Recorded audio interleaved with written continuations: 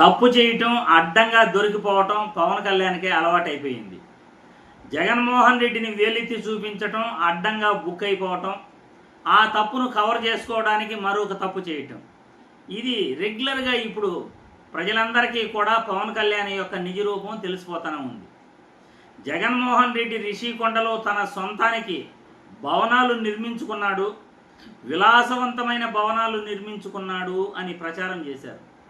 నిజంగా ఆయన విలాసవంతమైన భవనాలు తన సొంతానికి నిర్మించుకుంటే పెచ్చులులా ఊడిపోతాయి, గోడ పైకప్పు పెచ్చులు ఎలా ఊడిపోతాయి అని నేను ఈ వీడియో ద్వారా పవన్ కళ్యాణ్ని ప్రశ్నిస్తున్నా, చంద్రబాబును ప్రశ్నిస్తున్నా, టీడీపీ నాయకులను ప్రశ్నిస్తున్నా, జనసేన నాయకులను ప్రశ్నిస్తున్నా.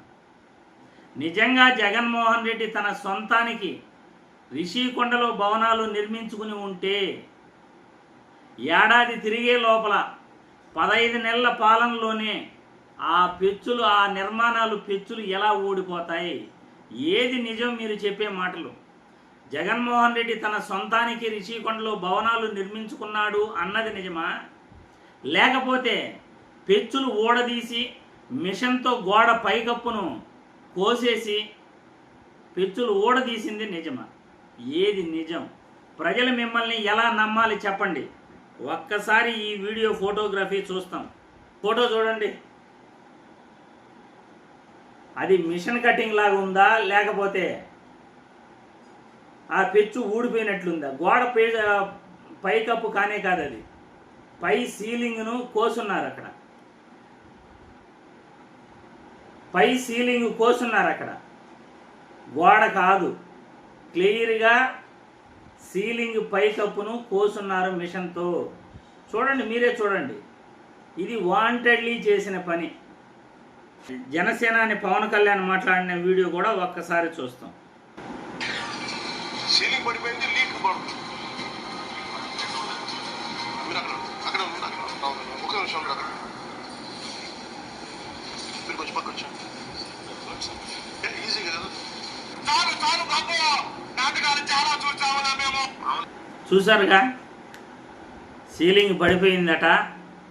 అది వీడియో చేసి మరీ చూపిస్తున్నాడు జనాలకి. అది పై పెచ్చు కాదు, అది పైన సీలింగ్ ఏదైతే ఇంటీరియర్ చేసుంటారో దాన్ని మిషన్తో నీట్గా కట్ చేస్తున్నారు, గోడ కాదు. మోల్డింగ్ ఊడిపోయినప్పుడు దాన్ని పెచ్చులు అంటారు, కానీ ఇక్కడ ఇంటీరియర్ నీట్గా కట్ చేస్తున్నారు, మిషన్తో కట్ చేస్తున్నారు. ఎంత అన్యాయంగా ఈరోజు కూటమి నాయకులు పవన్ కళ్యాణ్ దిగజారిపోయి వీళ్ళు మాట్లాడుతున్నారు, దిగజారిపోయి వీళ్ళు ప్రజలకి ఏం తెలియజేస్తున్నారు? ప్రజలందరూ కూడా అర్థం చేసుకోవాలి. జగన్మోహన్ రెడ్డి రిషికొండలో 450 కోట్లతో సొంతానికి ఈయన భవనాలు నిర్మించుకున్నాడు అని చెప్పారు.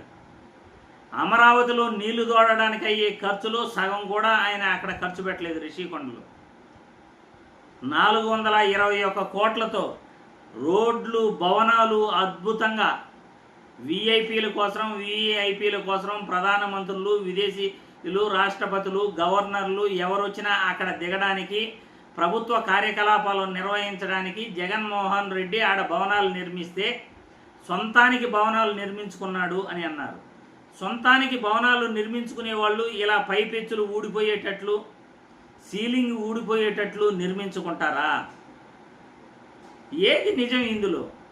పైపెచ్చు ఊడిపోయింది నిజమా? జగన్మోహన్ రెడ్డి సొంతానికి భవనం నిర్మించుకునేది నిజమా? సొంతానికి భవనాలు నిర్మించుకుంటే పైపెచ్చులు ఎలా ఊడిపోతాయి? మీరే అన్నారు కదా విలాసవంతమైన భవనాలు కట్టాడని. విలాసవంతమైన భవనాలు కట్టినప్పుడు ఆ విలాసవంతమైన భవనాలకు పైపెచ్చులు ఎలా ఊడిపోతాయి? ఏంటి పవన్ కళ్యాణ్ అడ్డంగా తప్పు చేసి మరి మీరు ఇలా దొరికిపోవడం? ప్రజలందరూ కూడా నవ్వుకుంటున్నారు మిమ్మల్ని చూసి. ఇంతలా జగన్మోహన్ రెడ్డిని ప్రజల ముందు నిలబెట్టడానికి ఇంతలా మీరు దిగజారిపోనే అవసరం లేదు. జగన్మోహన్ రెడ్డిపై నిందలు ఆరోపించడానికి మీరు ఇంతలా దిగజారిపోని అవసరం లేదు పవన్ కళ్యాణ్ అని ఈ వీడియో ద్వారా తెలియజేస్తున్నాను.